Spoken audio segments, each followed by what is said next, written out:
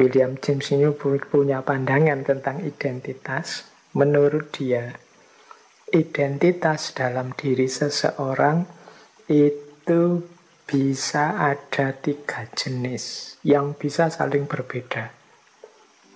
Yang pertama, aku menurut diriku. Yang kedua, aku menurut orang lain. Dan yang ketiga, aku yang sebenarnya. Ini beda-beda. Pemahamanku terhadap diriku mungkin beda dengan pemahaman orang lain tentang diriku. Bahkan bisa juga beda dengan kenyataan diriku yang sebenarnya. Misalnya, ada orang yang permisif, menganggap dirinya itu baik terus. Padahal hakikatnya dirinya itu buruk. Dirinya itu suka bohong. Tapi dia merasa, loh, kebohonganku itu kan beralasan. Kebohonganku demi kebaikan. Sehingga kebohongan itu dihitung sebagai baik. Sebenarnya kan dia bohong. Sebenarnya dia ini pembohong. Tapi dia memahami dirinya sebagai orang yang baik, mulia. Mungkin orang lain punya pandangan berbeda. Mungkin dia tidak tahu faktanya, cuma ngerti setengahnya, ya dianggapnya, orang ini mungkin terpaksa bohong misalnya. Itu kan beda antara anggapanku tentang diriku, anggapan orang lain padaku, dan hakikat diriku yang sebenarnya. Maka kata William James, ketika 2 orang bertemu, itu sebenarnya ada 6 orang yang hadir. Yang pertama apa? Yaitu pandangan masing-masing tentang dirinya. Jadi kalau 2 orang bertemu, yang pertama ketemu itu pemahaman masing-masing orang, yang ketemu itu tentang dirinya sendiri-sendiri.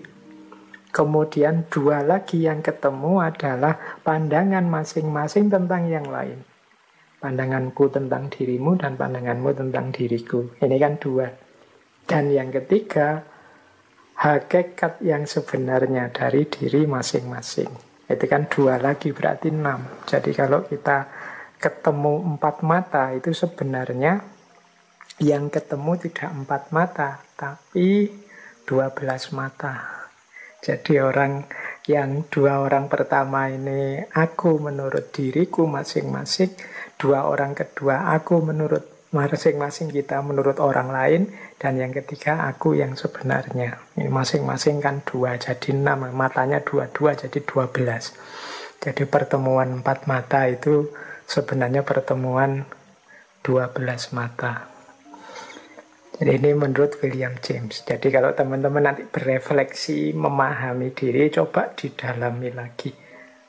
Di mana titik beda antara pandanganku tentang diriku sendiri dengan diriku sendiri yang sejati dengan pandangannya orang lain terhadap diriku. Ini bisa jadi beda-beda.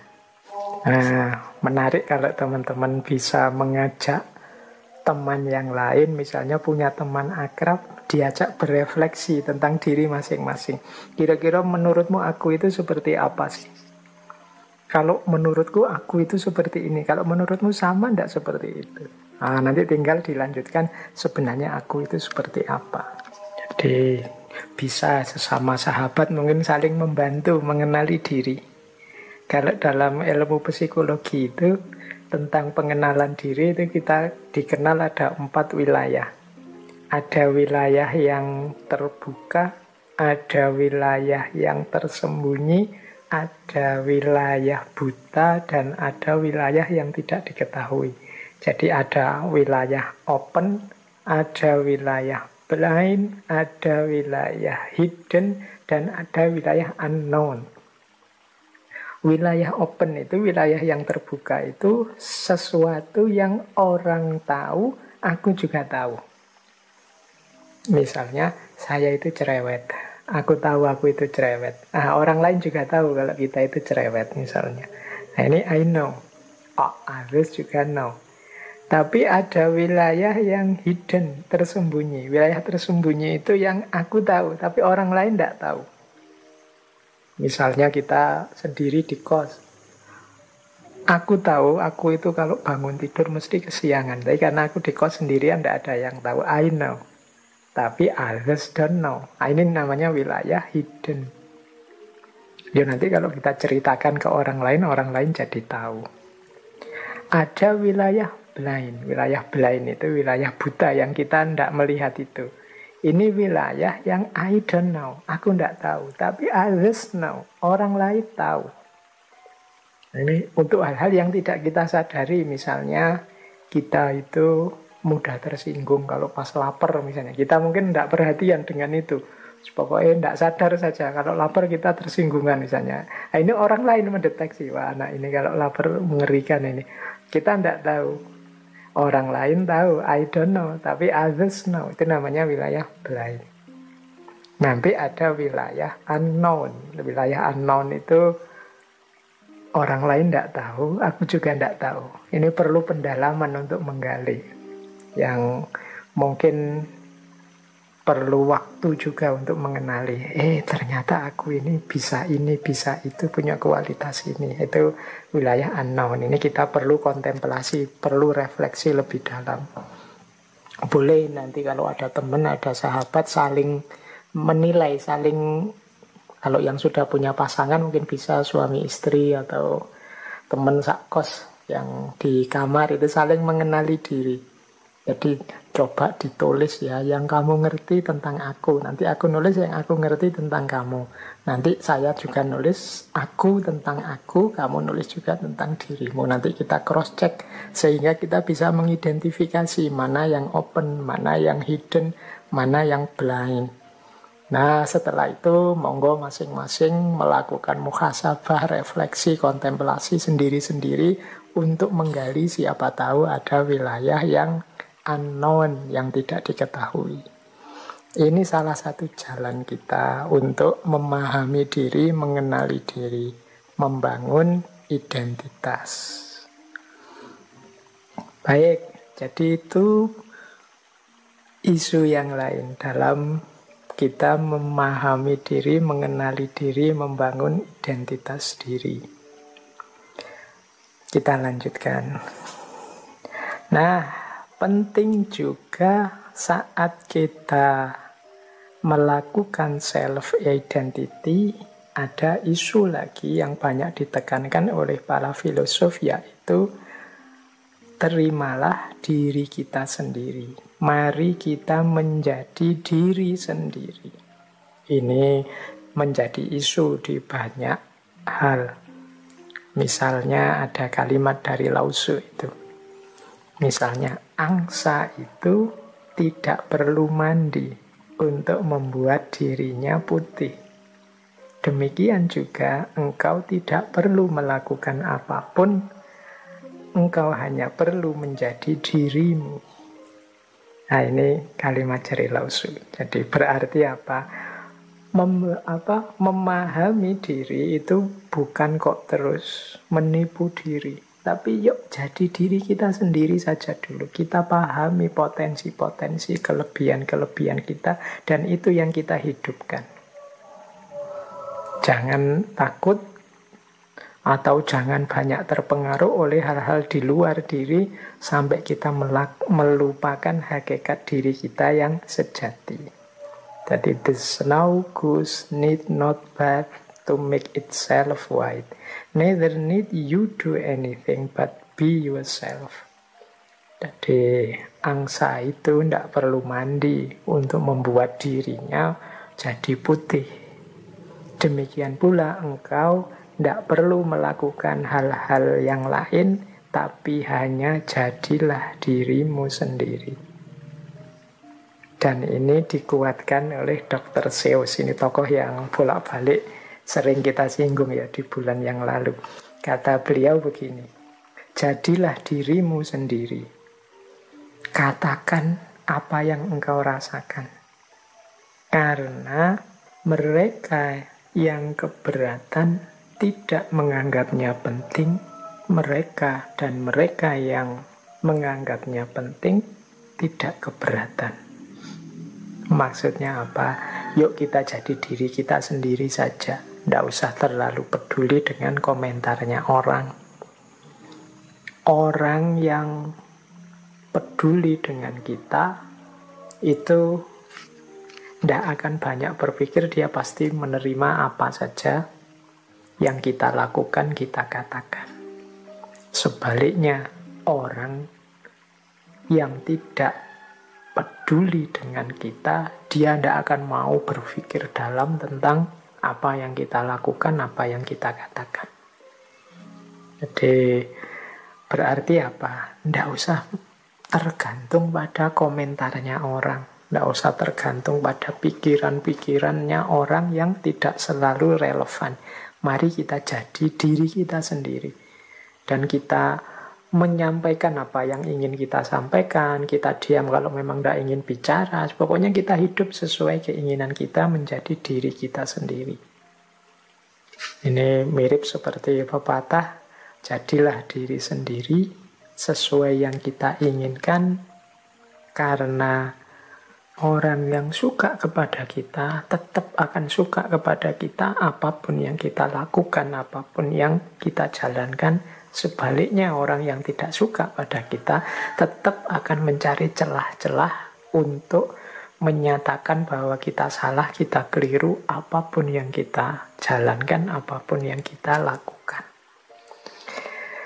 Baik, ya ini nasihat pertama tentang self-identity. Ini berarti yuk kita menjadi diri kita sendiri secara otentik. Kalau iya ya kita bilang iya, kalau tidak ya kita berani bilang tidak.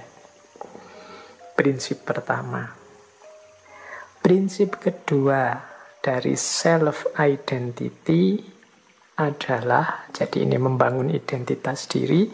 Identitas itu sesuatu yang seperti saya bilang di awal tadi, bukan harga mati. Tapi dia adalah sesuatu yang dibentuk, diupayakan. Jadi ini saya kutipkan satu quote dari Josh Bernard Shaw. Dia bilang, life isn't about finding yourself. Life is about creating yourself. Hidup itu bukan tentang menemukan dirimu, tetapi hidup itu tentang menciptakan dirimu. Kita ini kan sering menghabiskan terlalu banyak waktu untuk siapa hakikat diriku, apa hakikat diriku, terus-menerus. Kata Josh Bernard Shaw, tidak begitu caranya. Caranya apa? Engkau ingin membentuk dirimu seperti apa? Itulah nanti yang akan jadi hakikat dirimu. Jangan dicari-cari, tapi apa? Ciptakan, buatlah. Kalau ingin jadi pahlawan, ya lakukan hal-hal kepahlawanan, ciptakan hal-hal kepahlawanan. Kalau ingin jadi manusia mulia, lakukan perbuatan-perbuatan mulia. Jadi life is about creating yourself, bukan finding yourself. Jadi kadang-kadang kita ini kan mungkin karena terlalu banyak teori yang dijejalkan, sehingga kita cari-cari diri kita, mencocokkan dengan teori-teori. Akhirnya kita capek menemukan diri kita. Saya itu tipe introvert atau ekstrovert ya. Saya itu tipe jenis orang yang begini apa yang begitu ya, melankolis apa ya. Itu kan sering banyak teori-teori itu, terus kita membaca diri kita. Tapi sebenarnya itu semua bukan harga mati. Jadi saya introvert Pak, tapi saya akan berjuang untuk mengatasi introvert saya biar tidak terlalu introvert. Saya juga ingin jadi orang yang pintar bersosialisasi. Pasti bisa. Karena apa? Life is about creating yourself. Jangan menyerah dengan karakter yang sedang kita miliki hari ini. Wong karakter itu bukan harga mati.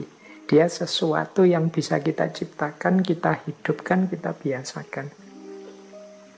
Jadi rumus kedua tentang self-identity, kalau tadi rumus yang pertama kan jadilah otentik, tapi ini yang kedua dilanjutkan, yaitu mari kita ciptakan diri kita, kita bentuk diri kita sesuai yang kita inginkan. Bahkan nanti di situ saya tambahi quotes dari Mahatma Gandhi.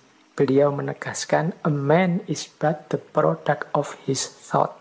What he thinks he becomes. Manusia itu hanyalah produk dari pikiran-pikirannya. Apa yang dia pikirkan, seperti itulah dia terbentuk. Berarti apa? Yuk kita berpikir yang positif-positif, yang produktif-produktif. Kita berpikir yang baik-baik. Tentang diri kita, lingkungan kita, masyarakat kita. Disitulah kita juga akan terbentuk jadi orang baik. Pikiran kita yang baik akan melahirkan kata-kata yang baik, melahirkan tindakan yang baik, dan melahirkan kebiasaan-kebiasaan yang baik. Kalau hidup kita ada di siklus ini, pikiran baik, kata-kata baik, tindakan baik, kebiasaan baik, ya pasti karakter kita akan terbentuk jadi karakter baik. Identitas kita adalah identitas orang baik. Nah, jadi ini rumus kedua saat kita membangun self-identity, membangun identitas diri kita. Rumus yang ketiga untuk self-identity adalah identitas kita. Itu sifatnya adalah ongoing proses. Senantiasa berproses. Tidak mandek, tidak harga mati. Ini seperti kalimat yang saya ambil, quotes dari William Shakespeare. We know what we are, but not what we may be.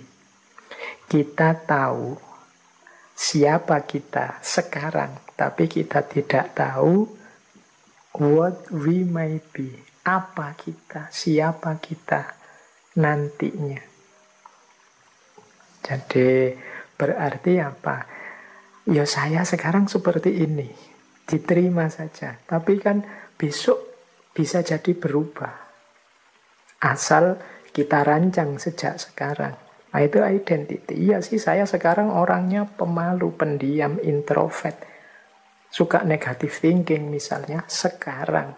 Tapi kan kalau memang aku berniat mengubah diriku, ya siapa tahu besok aku bisa berkembang jauh lebih baik. Dan tentunya kita juga kan ingin jadi jauh lebih baik. Jadi we know what we are. Kita mungkin bisa membaca siapa diri kita sekarang, tapi but not what we may be. Siapa tahu kita yang akan datang. Karena tidak ada identitas yang fix. Ya saya sekarang pemalu sih, tapi bukan berarti kepemaluan saya ini harga mati. Sampai besok-besok aku ya pemalu. Kalau kita mau bisa kok mengubah sifat pemalu kita, misalnya jadi agak pemberani misalnya. Itu what may be. Maka orang jangan putus asa dengan kondisinya, dengan situasinya, dengan identitasnya saat ini. Karena identitas, karakter, situasi itu sifatnya ongoing proses. Terus-menerus berubah, bahkan tidak ada titik akhirnya. Kitalah nanti yang bisa menentukan kita ingin jadi apa, kita ingin terbentuk seperti apa. Ini dikuatkan oleh quotes dari Lao Tzu.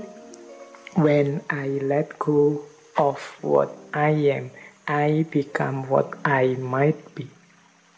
Kalau aku melepaskan diriku saat ini, aku menjadi diriku yang mungkin. Diriku yang mungkin itu ya, diriku mungkin yang lebih baik, mungkin yang lebih sukses, mungkin yang lebih luar biasa, mungkin yang lebih dahsyat dari sekarang. Syaratnya apa? Let go of what I am. Berani melepaskan, berani keluar dari zona nyaman saat ini, berani out of box. Nah, maka akan ketemu dengan what I might be. Jadi identitas itu bisa bersifat ongoing proses. Bisa berubah terus-menerus. Tidak ada yang pasti, tidak ada yang eksak terus-menerus begitu. Wong, seperti sering saya jelaskan kan, hidupnya manusia itu serba dinamis, berubah. Maka we know what we are, but not what we may be. Kita tahu siapa diri kita sekarang, tapi Seperti apa kita besok, kita tidak tahu. Semuanya tergantung kemauan, keinginan, dan keseriusan kita dalam menjalani hidup, mengkonstitusi diri kita. Baik. Nah, ini waktunya tinggal sedikit. Ada quotes menarik dari Mahatma Gandhi lagi. Dia bilang begini, the best way to find yourself, the best way to find yourself is to lose yourself in the service of others. Cara terbaik untuk menemukan dirimu adalah dengan cara melenyapkan dirimu dalam melayani yang lain, dalam berbuat baik pada yang lain. Nah, ini quote terakhir dari Mahatma Gandhi. Ini mungkin kita pahami sebagai strategi alternatif ya. Mungkin kita kesulitan untuk membentuk diri kita. Ya sudahlah, ada jalan pintas, yaitu apa? Lakukan kebaikan untuk orang lain. Anggap saja dirimu hilang. Dirimu hilang itu kikis egoismu jauh-jauh, kikis egomu dalam-dalam, abdikan dirimu untuk yang lain. Ya paling tidak dengan melakukan itu akan terbentuk diri kita sebagai orang yang baik, orang yang tulus, orang yang bernilai penting di tengah masyarakat. Jadi kita kan sulit, Pak saya itu siapa ya Pak? Saya itu cirinya apa ya Pak? Kelebihan saya apa ya Pak?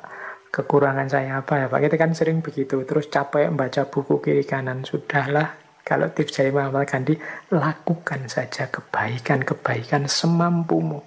Mungkin awalnya agak memaksa diri, tapi lama-lama seperti itulah kalian akan terbentuk. Jadi apa? Jadi orang yang baik. Jadi orang yang melakukan banyak kebaikan untuk sesama. Otomatis di situ kita eksis, kita bernilai penting. Tadi kan kita merumuskan identitas macam-macam itu kan untuk menegaskan diri, menunjukkan kita ada, menampilkan betapa pentingnya diri kita, kan begitu. Nah, kata Gandhi, ya ada jalan terbaik untuk lebih cepat sampai ke sana, yaitu apa? Lose yourself in the service of others. Lakukan kebaikan sebanyak mungkin, semampumu untuk orang lain.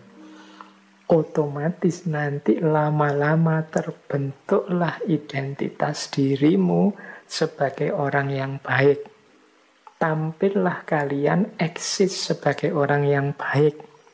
Otomatis nilai dirimu jadi penting. Orang lain mendapatkan kemanfaatan dari hidupmu.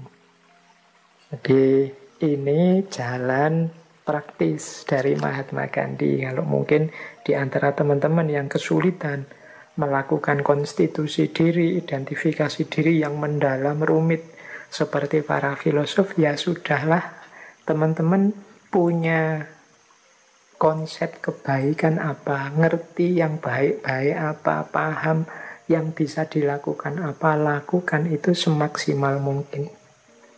Disitulah nanti diri kita akan terbentuk.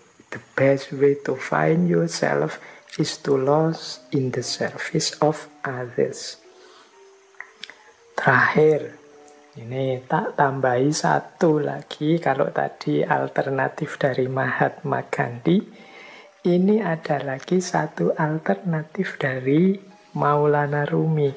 Cuma ini mungkin lain waktu akan saya jelaskan jauh lebih panjang, karena sesi malam hari ini kita belum sempat masuk ke aspek identitas dari perspektif agama, khususnya dari perspektif tasawuf. Tapi kita bikin telerurnya dulu ya. Ini dari Maulana Jalaluddin Rumi. Kata beliau begini, how do I know who I am or where I am? How could a single wave look at itself in an ocean? Bagaimana aku bisa tahu siapa aku atau di mana aku? bagaimana sepotong gelombang bisa mengidentifikasi dirinya di tengah lautan. Nah, ini Maulana Rumi. Jadi, ini pandangan yang mewakili kalangan tasawuf, yang membangun identitas diri dalam naungan hadirat ilahi. Jadi bagaimana kita menegaskan keberadaan kita justru sebagai citra diri Tuhan yang ada di muka bumi. Yang itu justru yang tampil dari hadirnya kita itu bukan diri kita, tapi citra Tuhannya. Seperti setetes air yang ada di tengah samudera. Jadi setetes air tadi mewakili hadirnya samudera. Tetapi ketika dia ada di tengah samudera, ya bagaimana setetes air tadi mampu mengidentifikasi diri, karena yang ada, yang tampak tentunya adalah samudranya, bukan setetes airnya. Baik, ini mungkin lain waktu kita perdalamnya. Ini perspektif tasawuf tentang identitas diri.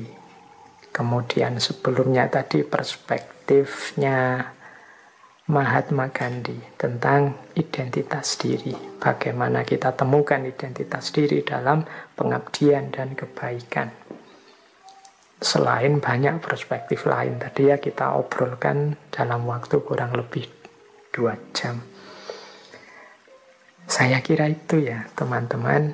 Jadi ya semoga teman-teman tidak menunggu mana Pak identitas diri saya, atau teman-teman menunggu saya sodori ini loh identitas yang kamu pakai dan lain sebagainya. Ya tentu saja kita tidak bisa seperti itu.